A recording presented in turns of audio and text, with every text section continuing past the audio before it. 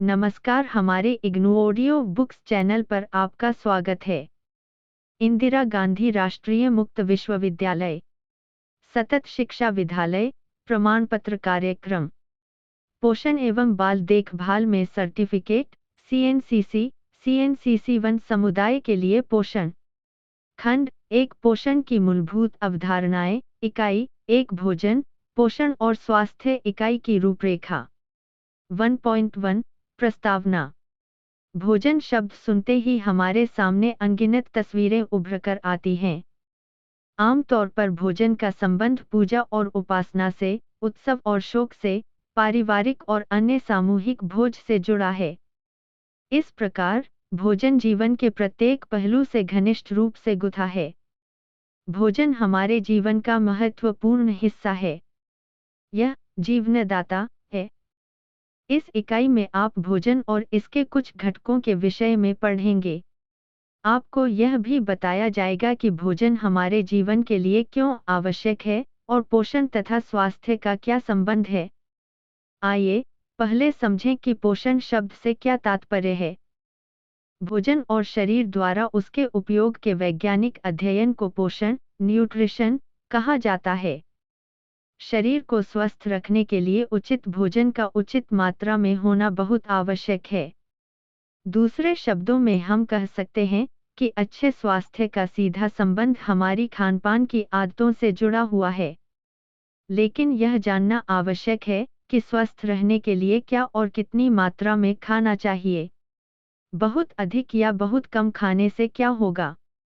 पोषण संबंधी अध्ययन से इन सब की जानकारी मिल सकती है।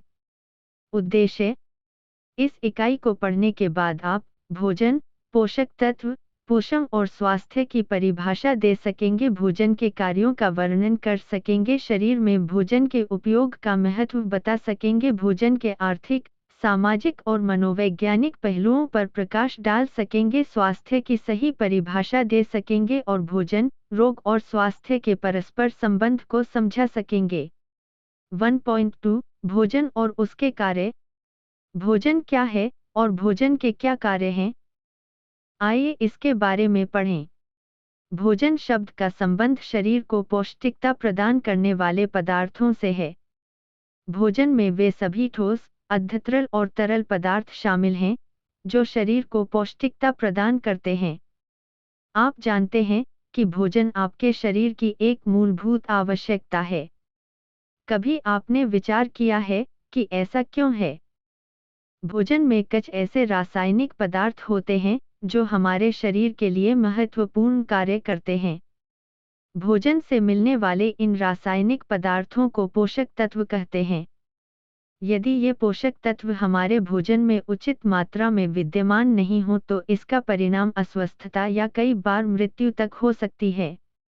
भोजन में पोषक तत्वों के अलावा कुछ अन्य रासायनिक पदार्थ भी होते हैं जिनको अपोषक तत्व NONNUTRIENTS कह सकते हैं, जैसे कि भोजन को उसकी विशेष गंध देने वाले पदार्थ, भोजन में पाए जाने वाले प्राकृतिक रंग आदि।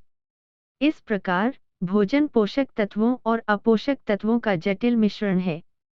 आपको यह जानकर आश्चर्य होगा कि भोजन में 40 से भी अधिक पोषक तत्व पाए जाते हैं। इन पोषक तत्वों को मुख्यतः 5 वर्गों में बांटा जा सकता है।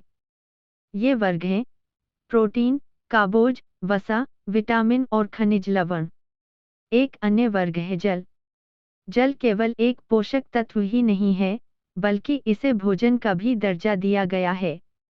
इस विषय में इकाई 2 में आपको और अधिक जानकारी दी जाएगी। आइए अब भोजन के कार्यों की जानकारी प्राप्त करें। भोजन के मुख्यतः 3 कार्य होते हैं। चित्र 1.1 उदास स्माइली। शरीर क्रियात्मक कार्य फिजियोलॉजिकल फंक्शन। सामाजिक कार्य सोशियल फंक्शन। मनोवैज्ञानिक कार्य साइकोलॉजिकल फंक्शन। विवरण के लिए स्क्रीन को देखें। शरीर क्रियात्मक कार्य। भोजन के शरीर क्रियात्मक कार्य है ऊर्जा प्रदान करना, शारीरिक वृद्धि में सहायता करना, शरीर की बीमारियों से बचाव करना और शरीर की क्रियाओं को सुचारू रूप से चलाना। आइए भोजन के इन शरीर क्रियात्मक कार्य की चर्चा करें। हमें अपने जीवन में हर क्षण विभिन्न क्रियाओं जैसे उठने, बैठने, चलने, दौड़ने आदि के लिए ऊर्जा की आवश्यकता होती है। इसके अतिरिक्त हमारे शरीर के अंदर और भी कुछ क्रियाएं हर क्षण होती रहती हैं, जैसे दिल का धड़कना, आंतों का सिकुड़ना, फेफड़ों का फैलना और सिकुड़ना आदि। शरीर को इन आंतरिक क्रियाओं के लिए भी ऊर्जा की आवश्यकता होती है। ऊर्जा देने का यह कार्य मुख्य रूप से कार्बोज और वसा द्वारा किया जाता है। इन दो पोषक तत्वों को शरीर का ईंधन कहा जाता है। इन दोनों पोषक तत्वों के कार्य की तुलना लकड़ी, कोयला आदि ईंधन के जलने से की जा सकती है। आपने देखा होगा कि इन ईंधनों के जलने पर गर्मी और प्रकाश के रूप में ऊर्जा निकलती है। इनके जलने पर निकलने वाली आग की गर्मी और प्रकाश वास्तव में ऊर्जा के ही परिवर्तित रूप हैं। इसी प्रकार कार्बोज और वसा के शरीर में जलने से ऊर्जा उत्पन्न होती है। इस ऊर्जा का उपयोग शरीर की विभिन्न क्रियाओं के लिए होता है। इसके अतिरिक्त शरीर की वृद्धि और टूट-फूट की मरम्मत के लिए भी भोजन आवश्यक है। इन दो शब्दों वृद्धि और मरम्मत का क्या अर्थ है? जैसा कि आप जानते हैं कि हमारा शरीर कई छोटी-छोटी इकाइयों से मिलकर बना है, जिन्हें कोशिकाएं कहते हैं। शरीर की वृद्धि के दौरान शरीर में पानी कोशिकाओं के साथ कई नई कोशिकाएं बनती हैं। इसके साथ साथ पुरानी कोशिकाओं के आकार में भी वृद्धि होती है। दूसरी ओर हमारे शरीर में कुछ कोशिकाएं टूटती और नष्ट होती रहती हैं। इन टूटी कोशिकाओं को ठीक करना और नष्ट हुई कोशिकाओं को बदलना मरम्मत का कार्य कहलाता है। वृद्धि और मरम्मत दोनों के लिए ही प्रोटीन अनिवार्य है। यदि हम किसी व्यक्ति के शैशवावस्था से वयस्क होने तक की ऊंचाई और वजन में हुई अत्यधिक बढ़ोतरी को देखें, तो हम वृद्धि एवं विकास में प्रोटीन की भूमिका को जान सकते हैं। यह सब कैसे होता है? यह वृद्धि की प्रक्रिया द्वारा ही संभव है। भोजन का अन्य महत्वपूर्ण शरीर क्रियात्मक कार्य है, शरीर का बीमारियों से बचाव और शरीर की विभिन्न क्रियाओं को सुचारू रूप से चलाना। यहाँ बीमारियों से बचाव से तात्पर्य है संक्रमण, इन्फेक्शन से शरीर का बचाव। लेकिन यदि किसी कारणवश किसी व्यक्ति को संक्रमण या अन्य किसी किस्म की बीमारी हो जाए, तो भोजन में पाए जाने वाले पोषक तत्व उस व्यक्ति को संक्रमण से बचाते हैं तथा उसके जल्दी स्वस्थ होने में सहायक होते हैं। उचित आहार न लेने वाले व्यक्ति को स्वस्थ होने में अधिक समय लगेगा, वह अपेक्षाकृत जल्दी बीमार भी होगा। शरीर की क्रियाओं को सुचारू रूप से चलाने वाले कार्य से तात्पर्य है शरीर प्रक्रिया में नियंत्रण। जैसा कि आप जानते हैं कि शरीर के अंदर बहुत सी प्रक्रियाएं होती रहती हैं, जैसे कि दिल का धड़कना, शरीर के तापमान को स्थिर बनाए रखना, मांसपेशियों का सिकुड़ना आदि। ये सभी प्रक्रियाएं शरीर में नियंत्रित होती रहती हैं। भोजन के कुछ विशिष्ट पोषक तत्व, विटामिन और खनिज लवण इन प्रक्रियाओं को नियंत्रित रखने में मदद करते हैं। अन्य पोषक तत्व प्रोटीन और जल भी नियंत्रण प्रक्रिया में सहायक होते हैं। चित्र 1। दो सरल व जटिल तत्वों का अंतःपरिवर्तन। विवरण के लिए स्क्रीन को देखें। इन प्रक्रियाओं के साथ साथ शरीर के अंदर बहुत सी रासायनिक प्रतिक्रियाएं, केमिकल रिएक्शंस भी होती रहती हैं। इन रासायनिक प्रतिक्रियाओं द्वारा सरल पदार्थ आपस में मिलकर जटिल पदार्थ बनाते हैं और जटिल पदार्थ टूटकर सरल पदार्थों में बदलते रहते हैं। चित्र 1.2 में आप देख सकते हैं कि किस तरह एक या दो सरल इकाइयां मिलकर जटिल पदार्थ बनाती हैं और किस प्रकार जटिल पदार्थ टूटकर सरल इकाइयों के रूप में परिवर्तित हो जाते हैं। इस विषय में आपको अधिक जानकारी खंड 1 की इकाई 2 और इकाई 3 में दी जाएगी। शरीर की आवश्यकतानुसार ये प्रतिक्रियाएं नियंत्रण में रहती हैं। विटामिन, खनिज लवण और प्रोटीन इन प्रतिक्रियाओं के नियंत्रण में भी महत्वपूर्ण भूमिका निभाते हैं। सामाजिक कार्य। भोजन और उसे ग्रहण करना एक सामाजिक अर्थ भी रखता है। किसी अन्य व्यक्ति के साथ मिलकर भोजन करने से तात्पर्य सामाजिक स्वीकृति से है। जब आप किसी व्यक्ति के साथ अपना भोजन बांटकर खाते हैं, तो यह इस बात का प्रतीक है कि आपने उस व्यक्ति को आदर देकर मित्र बना लिया है। पहले ऐसा देखा जाता था कि कोई भी व्यक्ति अपने से निचले स्तर के व्यक्ति के साथ भोजन नहीं कर सकता था। मगर अब इस सोच में परिवर्तन आया है, विशेषकर शहरों और नगरों में रहने वाले व्यक्तियों में। उदाहरण के लिए किसी भी सामाजिक स्तर की पृष्ठभूमि वाला व्यक्ति किसी भी होटल में खाना खा सकता है, बशर्ते कि उसके पास खाना खाने के लिए पैसे हो। भोजन प्रत्येक उत्सव और त्योहारों का अभिन्न अंग है। आपने देखा होगा कि किसी भी खुशी के अवसर पर, चाहे वह बच्चे का जन्मदिन हो, शादी अथवा त्योहार जैसे दिवाली, दशहरा, पोंगल, ओणम, क्रिसमस, ईद हो, विशेष पकवान बनाए जाते हैं। इस प्रकार भोजन लोगों को परस्पर एक दूसरे से मिलाने का अवसर प्रदान कर सामाजिक कार्य करता है। धार्मिक संदर्भों में भी भोजन का विशिष्ट महत्व एवं अर्थ है। बहुत से खाद्य पदार्थ जैसे कि फल, मिठाइयाँ, नारियल आदि पूजा स्थलों में देवताओं को चढ़ाए जाते हैं। प्रायः यह खाद्य पदार्थ धार्मिक व पूजा स्थलों पर प्रसाद के रूप में बांटे जाते हैं। धार्मिक ग्रंथ और प्रथाएं कुछ खाद्य पदार्थ खाने की अनुमति देते हैं, तो कुछ की नहीं। अतः किसी एक धर्म विशेष के लोग प्रायः एक ही प्रकार का भोजन ग्रहण करते हैं। इस प्रकार हम कह सकते हैं कि भोजन हमारे सामाजिक और धार्मिक जीवन का अभिन्न अंग है। मनोवैज्ञानिक कार्य। हम सबकी कुछ भावनात्मक जरूरतें होती हैं, जैसे कि शिक्षा, स्नेह, प्यार, अपनापन आदि।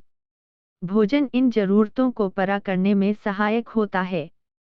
जैसे कि जब माँ अपने बच्चे के लिए मनपसंद भोजन बनाती है, तो बच्चा इस बात का अनुभव करता है कि माँ उसे प्यार करती है और उसकी पसंद नापसंद का ध्यान रखती है। इसी प्रकार जब हम दूसरों के साथ मिलकर भोजन खाते हैं, तो वह हमारी मित्रता का प्रतीक होता है। स्कूल जाने वाला बालक वैसा ही भोजन खाना पसंद करता है, जैसा कि उसके दोस्त खाते और पसंद करते हैं।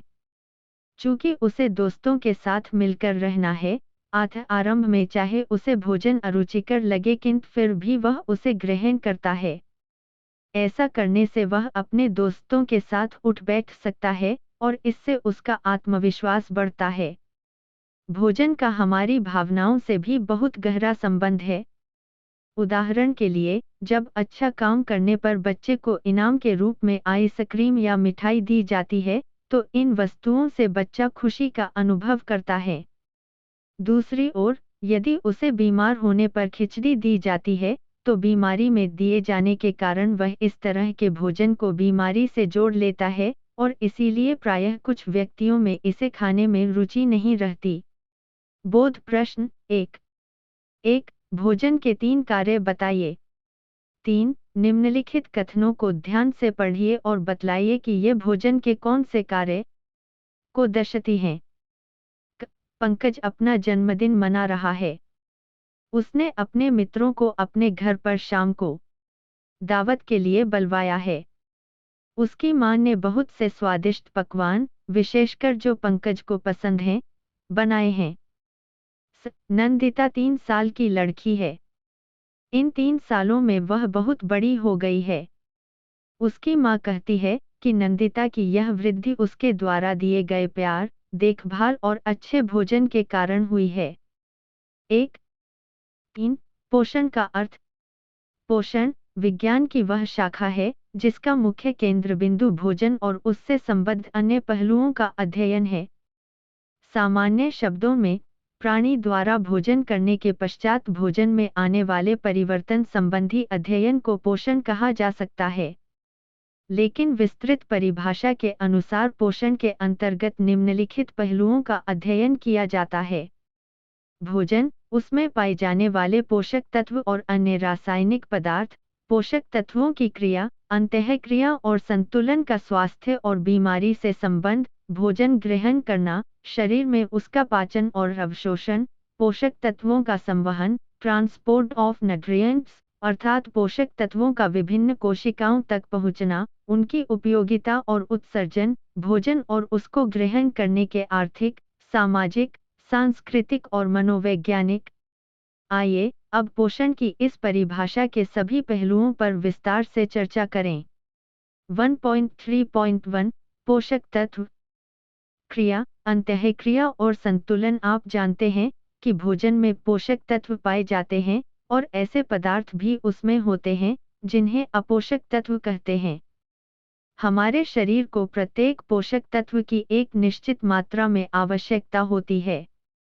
इसमें से कुछ पोषक तत्व अधिक मात्रा में आवश्यक है तो कुछ कम मात्रा में। किंतु स्वस्थ शरीर के लिए प्रत्येक पोषक तत्व, चाहे वह अधिक मात्रा में आवश्यक हो या कम मात्रा में, दोनों का ही अपना महत्व है। आइए अब पोषक तत्वों की क्रिया, अंतःक्रिया और संतुलन को निम्नलिखित उदाहरण से समझें। उदाहरण के लिए कैल्शियम, एक खनिज लवण, शरीर की हड्डियों और दांतों को मजबूत बनाने में सहायक होता है। इसे कैल्शियम की क्रिया कहते हैं। इसी प्रकार दूसरे पोषक तत्वों का अपना विशिष्ट कार्य होता है, जिसे चित्र 1.3 में दर्शाया गया है। हड्डियों और दांतों को मजबूत बनाने के लिए एक अन्य खनिज लवण फॉस्फोरस भी सहायक होता है। शरीर को कैल्शियम और फॉस्फोरस दोनों की एक निश्चित मात्रा में आवश्यकता होती है। इन दोनों पोषक तत्वों के बीच अंतःक्रिया से हड्डियों और दांतों की सामान्य वृद्धि और उनकी सामान्य संरचना के रखरखाव एवं कार्यों में मदद मिलती है। चित्र 1.3। चित्र 1। 3 पोषण की परिभाषा। विवरण के लिए स्क्रीन को देखें। संतुलन की इस संकल्पना को कैल्शियम और फॉस्फोरस के उदाहरण की व्याख्या द्वारा समझा जा सकता है। यदि दैनिक आहार में बहुत अधिक फॉस्फोरस हो तो यह शरीर द्वारा कैल्शियम के अवशोषण को रोकता है। इस प्रकार फॉस्फोरस और कैल्शियम में सही अनुपात न होने के कारण हड्डियों और दांतों की संरचना और कार्यों पर प्रभाव पड़ता है। भोजन में कैल्शियम, फॉस्फोरस और अन्य पोषक तत्वों को सही मात्रा में लेकर इस संतुलन को बनाए रखा जा सकता है। व्यापक संदर्भ में संतुलन शब्द का अर्थ यह है कि शरीर के लिए आवश्यक पोषक तत्व सही मात्रा और सही अनुपात में होने चाहिए। जैसा कि चित्र 1.3 में स्पष्ट है कि इससे शरीर को निस्संदेह स्वस्थ रखा जा सकता है। खंड 1 और खंड 2 की अन्य इकाइयों में आप पोषक तत्वों की क्रियाओं, अंतःक्रियाओं और संतुलन के बारे में अधिक विस्तार से पढ़ेंगे। आप सुन रहे ऑडियो लर्न इग्नू को। 1.3.2 शरीर द्वारा भोजन और पोषक तत्वों का उपयोग। प्राणी द्वारा भोजन ग्रहण किए जाने के बाद शरीर में किस प्रकार भोजन का इस्तेमाल किया जाता है, आइए इसके बारे में चर्चा करें। हम मुंह द्वारा भोजन लेते हैं, इसे चबाते हैं और निगलते हैं। मुंह से भोजन एक नलीनुमा संरचना द्वारा आमाशय में और फिर आंतों में पहुंचता है। यहाँ विभिन्न क्रियाओं द्वारा भोजन शरीर के लिए उपयोगी रूप में सरल पोषक तत्वों में बदल जाता है। इस प्रक्रिया को पाचन, डाइजेशन कहते हैं। पाचन के बाद उपलब्ध पोषक तत्वों का शरीर में आसानी से उपयोग किया जा सकता है। वह प्रक्रिया जिससे पोषक तत्व आंतों से रक्त प्रवाह में प्रवेश करते हैं, अवशोषण, एब्जॉर्प्शन कहलाती है। रक्त प्रवाह द्वारा यह पोषक तत्व शरीर की विभिन्न कोशिकाओं तक पहुंचाए जाते हैं। कोशिकाओं में यह पोषक तत्व अपने विशिष्ट कार्य करते हैं, जिसकी विस्तृत जानकारी अगली इकाइयों में दी जाएगी। बचे हुए अवशोषित पदार्थ शरीर द्वारा निष्कासित कर दिए जाते हैं। अवशोषित पोषक तत्वों के शरीर द्वारा संचालन का परिणाम कुछ अन्य पदार्थों या उपोत्पादन, बाई प्रोडक्ट के निर्माण में निकलता है। इनमें से कुछ पदार्थ हानिकारक होते हैं, इसलिए उनको शरीर से बाहर निकालना जरूरी होता है। यह कार्य उन्हें रक्त से मूत्र में पहुंचाकर किया जाता है। इन्हें बाद में शरीर से निष्कासित कर दिया जाता है। पाचन और अवशोषण के बारे में आप अगली इकाई में पढ़ेंगे। 1.3 पोषण के आर्थिक, सामाजिक और मनोवैज्ञानिक पहलू। हमारे द्वारा ग्रहण किए जाने वाले भोजन को आर्थिक, सामाजिक और मनोवैज्ञानिक पहलू भी प्रभावित करते हैं। इसलिए एक पोषण विशेषज्ञ को किसी भी प्रकार के भोजन के विषय में सुझाव देने से पहले लोगों के सामाजिक परिवेश, भावनाओं और उसके आर्थिक सामर्थ्य को भी ध्यान में रखना चाहिए। आइए पोषण को प्रभावित करने वाले इन पहलुओं को कुछ विस्तार से समझें। सामाजिक और सांस्कृतिक कारक। जैसा कि आप जानते हैं कि भोजन का सामाजिक और सांस्कृतिक संदर्भ में अपना विशेष महत्व है। हमारी प्राचीन वैदिक परंपरानुसार भोजन को जीवन देने वाला बताया गया है। इसके अतिरिक्त वेदों ने कुछ विशिष्ट खाद्य पदार्थों को विशिष्ट गुणों का प्रतीक माना है। उदाहरण के लिए सात्विक भोजन मानसिक क्षमता व सृजनात्मकता बढ़ाने वाला, ऊर्जा प्रदान करने वाला और प्रसन्नतावर्धक माना गया है। दूध और उससे बने पदार्थ सात्विक भोजन के मुख्य उदाहरण हैं। राजसिक भोजन आवेश और कामुकता को बढ़ाने वाला में मछली, अंडा और मांस तथा तामसिक भोजन बासी, पुनः गर्म किया गया स्वादहीन तथा अशुद्ध में सूअर और गाय का मांस आता है। हमारी आज की समझ इससे बहुत भिन्न है। अब हम इस बात को नहीं मानते कि कुछ विशिष्ट खाद्य पदार्थ हमारे व्यवहार को विशेष रूप से प्रभावित कर सकते हैं। वेदों में दोबारा गर्म किए गए भोजन को बहुत निम्न कोटि का माना गया है। परंतु आज होटलों आदि में ग्राहकों को पुनः गर्म किया गया भोजन ही मिलता है। आज बहुत से लोग शाकाहारी होने पर भी अपने मांसाहारी दोस्तों के साथ बैठकर भोजन करना बुरा नहीं मानते। वह स्वयं चाहे मांस नहीं खाए, परंतु ऐसी जगह पर भोजन खा लेते हैं जहां पर मांस भी बनता है। परंतु अब भी कुछ लोग ऐसे हैं जो कि भोजन की शुद्धता के विषय में बहुत ध्यान रखते। अब आप समझ गए होंगे कि पोषण को सामाजिक कारक किस प्रकार प्रभावित करते हैं। किसी भी समुदाय विशेष के लोगों से यह आशा नहीं की जा सकती कि वह किसी नए खाद्य पदार्थ को केवल इसीलिए खाना स्वीकार कर लें क्योंकि वह पौष्टिक है। इससे मालूम होता है कि जब हम भोजन से संबंधित परंपराओं में सुधार के परिवर्तन की बात करते हैं, तो हमारे लिए व्यक्ति की सामाजिक सांस्कृतिक पृष्ठभूमि को ध्यान में रखना बहुत महत्वपूर्ण है। खानपान की मनोवृत्ति, द साइकोलॉजी ऑफ ईटिंग, भोजन के प्रति व्यक्ति की क्या प्रतिक्रिया होती है। हमारे खाने के ढंग को प्रभावित करने वाले मनोवैज्ञानिक कारक क्या हैं? आइए इस विषय में नीचे दिए गए उदाहरण क और ग पर विचार करें। उदाहरण क, मिनी एक गृहिणी है। वह अपने सारे परिवार को विटामिन की गोलियां खाने को देती है, क्योंकि उसके विचार में यह गोलियां उन्हें स्फूर्ति तथा शक्ति देंगी। किंतु उसकी सहेली के विचार में इन विटामिन की गोलियों की आवश्यकता नहीं है। यह विटामिन साधारण भोजन भी दे सकता है। मिनी इससे सहमत नहीं है, क्योंकि उसके लिए सभी बीमारियों का एक इलाज विटामिन की गोलियां हैं। उदाहरण 5 वर्षीय राजू टेलीविजन देखने का शौकीन है। वह खाद्य पदार्थों जैसे नूडल्स, पेय पदार्थ, टाफिया, चॉकलेट आदि के विज्ञापन प्रतिदिन देखता है। इनसे प्रभावित होकर वह प्रतिदिन इन्हें खाने की जिद करता है। मां के समझाने के बावजूद कि ये खाद्य पदार्थ स्वास्थ्य के लिए अच्छे नहीं हैं, फिर भी वह इन्हें ज्यादा पसंद करता है। इसीलिए उसकी मां उससे नाराज रहती है। उदाहरण सरला ने हाल ही में एक बच्चे को जन्म दिया है। उसकी सास उसे तिल के लड्डू, पंजीरी और घी खाने को कहती है। उसका मानना है कि इससे सरला बच्चे को अधिक स्तनपान करा सकेगी। सरला अपनी सास का कहना मानती है। आपने तीनों उदाहरणों को ध्यानपूर्वक पढ़ा। आपने यह भी देखा कि लोगों द्वारा चुना गया भोजन किस प्रकार उनके विचारों से प्रभावित होता है। बेहद से कारक, जैसे कि विज्ञापन और आसपास के लोगों का रवैया भी हमारे भोजन के चुनाव को प्रभावित करते हैं। हमारे द्वारा खाए जाने वाले भोजन और उसकी मात्रा पर इन सभी मनोवैज्ञानिक कारकों का प्रभाव पड़ता है। उदाहरण के लिए, एक बच्चा अधिक मात्रा में खाना खाकर असुरक्षा और हीनता की भावना पर काबू पाना चाहता है।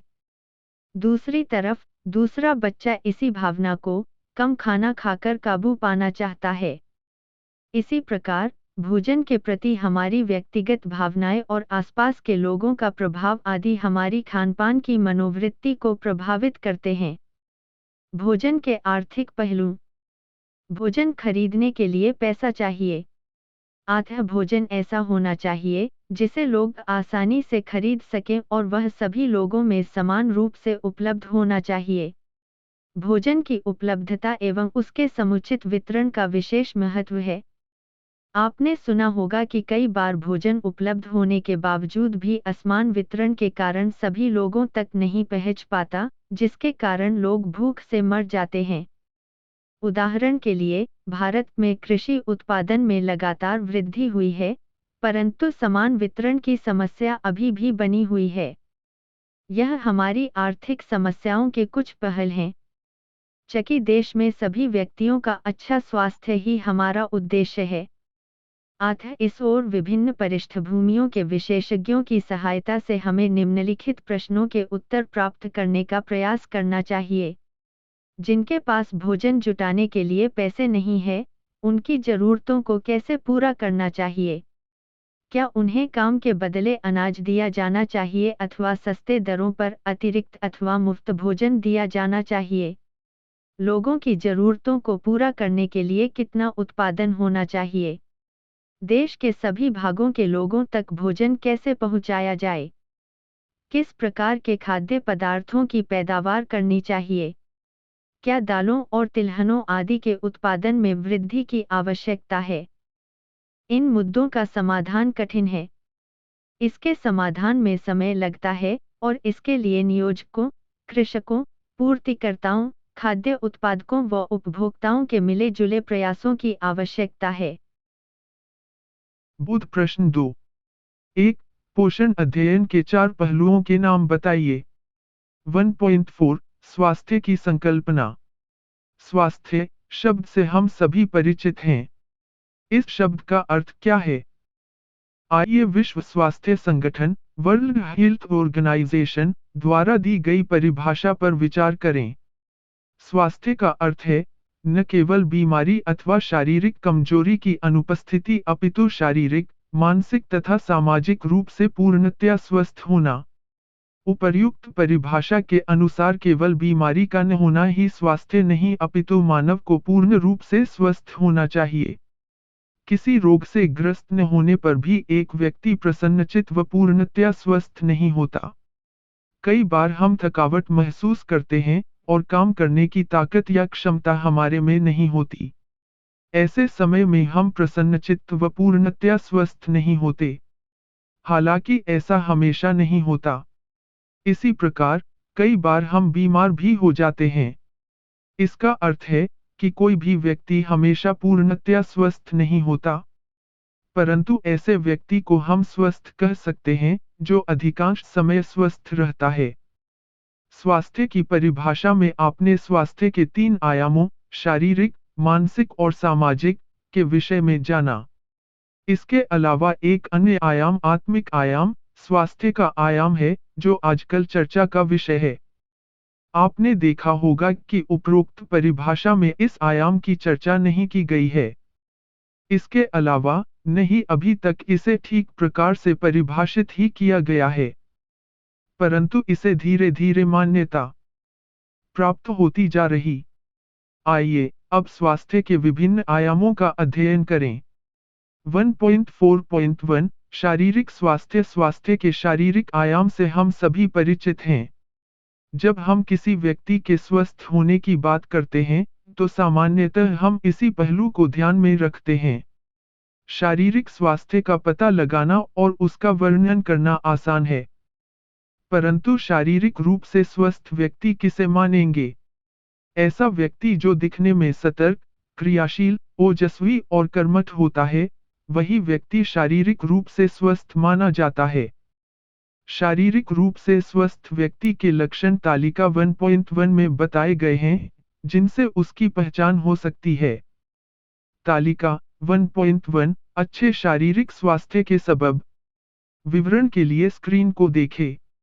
1.4.2 मानसिक स्वास्थ्य। मानसिक स्वास्थ्य से तात्पर्य है ऐसा व्यक्ति जो आंतरिक अंतर से मुक्त हो, जिसे हमेशा अपने को कोसने या अपने आप पर दया खाने की आदत न हो, जिसमें विभिन्न व्यक्तियों एवं परिस्थितियों के अनुकूल रहने की क्षमता हो, जो दूसरों के भावों के प्रति संवेदनशील हो, जो अन्य व्यक्तियों से आदर और सहानुभूतिपूर्ण व्यवहार करने की योग्यता रखता हो, जिसका अपनी भावनाओं विशेषकर क्रोध, ईर्ष्या, भय और आत्मग्लानि आदि पर नियंत्रण हो। आपने देखा कि शारीरिक स्वास्थ्य की अपेक्षा मानसिक स्वास्थ्य एक जटिल संकल्पना है। इसे मापना अत्यधिक कठिन है। सामान्यतः मानसिक रूप से अधिक अस्वस्थ व्यक्ति को जल्दी ही पहचाना जा सकता है, परंतु उन लोगों को पहचानना मुश्किल होता है, जो दिखने में तो सामान्य लगते हों, परंतु दूसरों की भावनाओं के प्रति संवेदनशील न हो और न ही उनके विचारों को समझ सकते हों। ऐसे व्यक्तियों को मानसिक रूप से अस्वस्थ कहना कठिन हो जाता है। किंतु यही समस्या जब गंभीर और स्थायी हो जाती है, तो उस व्यक्ति को निश्चय ही मानसिक रूप से अस्वस्थ ही कहा जाता है। शारीरिक और मानसिक स्वास्थ्य का आपस में गहरा संबंध है, जिन्हें कुछ उदाहरणों द्वारा समझा जा सकता है। उदाहरण के लिए उच्च रक्तचाप शारीरिक अस्वस्थता का एक लक्षण है। उच्च रक्तचाप का कारण है निरंतर तनाव और कठिन परिस्थितियों का सामना न कर पाने की योग्यता, विशेष रूप से व्यक्ति में यदि पहले से ही उच्च रक्तचाप की प्रवृत्ति हो। इस उदाहरण से हमने देखा कि किस प्रकार मानसिक अस्वस्थता शारीरिक अस्वास्थ्य का कारण बन सकती है। इसके विपरीत, शारीरिक अस्वस्थता मानसिक स्वास्थ्य को भी प्रभावित कर सकती है।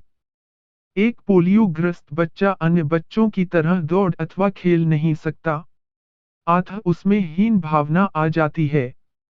इस हीन भावना के कारण उसमें भय और आत्मग्लानि की भावना बढ़ जाती है। इन्हीं भावनाओं के कारण वह मानसिक रूप से अस्वस्थ रह सकता है और दूसरों के साथ सामान्य रूप से पारस्परिक मेलजोल नहीं कर पाता।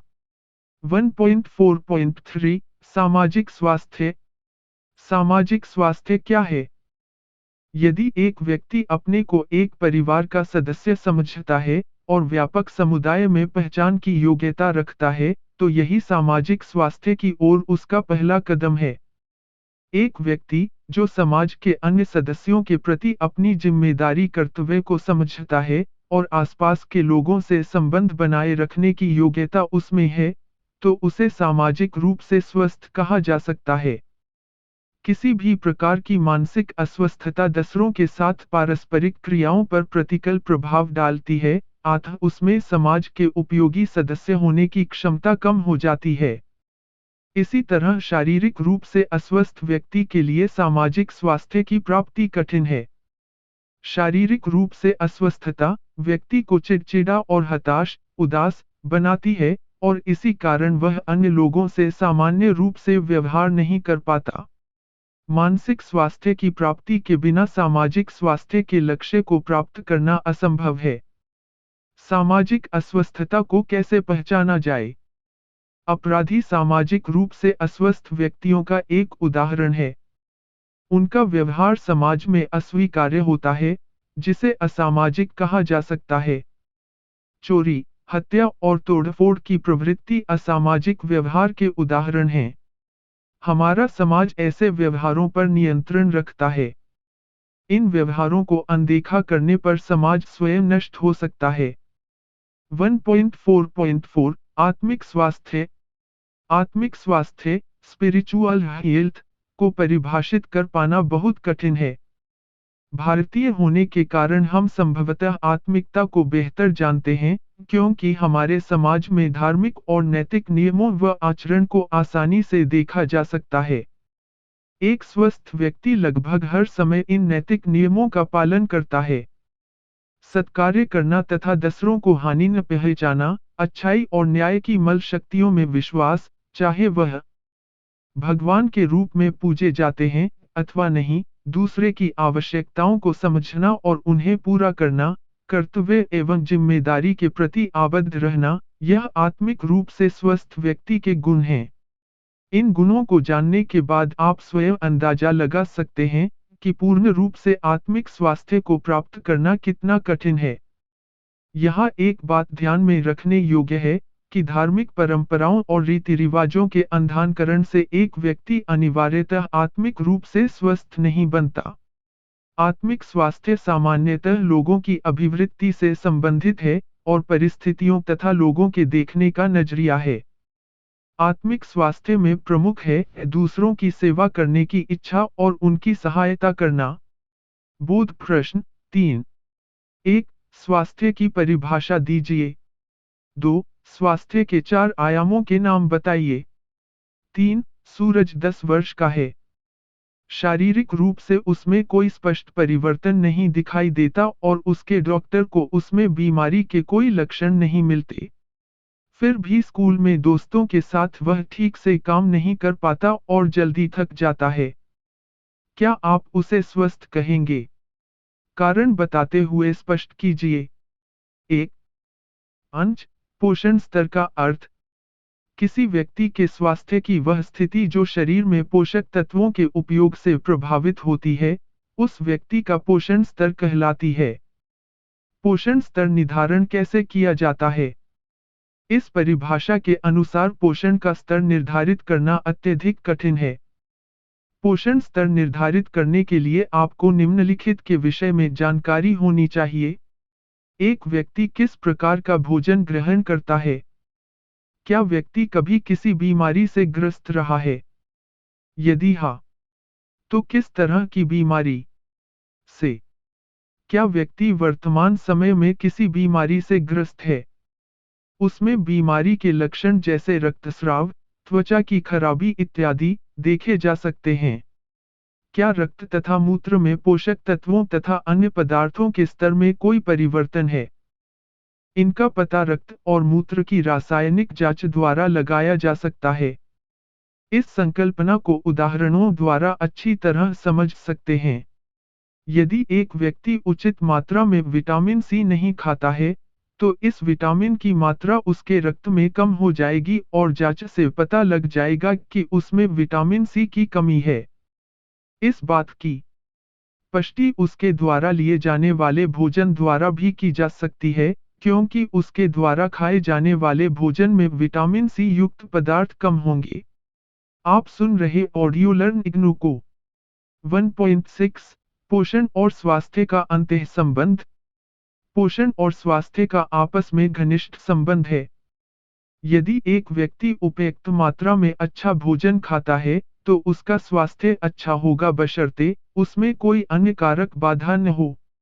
दूसरी ओर, खाने के गलत तरीके, बेहद कम खाना या जरूरत से अधिक खाना भी स्वास्थ्य पर बड़ा प्रभाव डालते हैं, जैसा कि चित्र 1.4 में दिखाया गया है।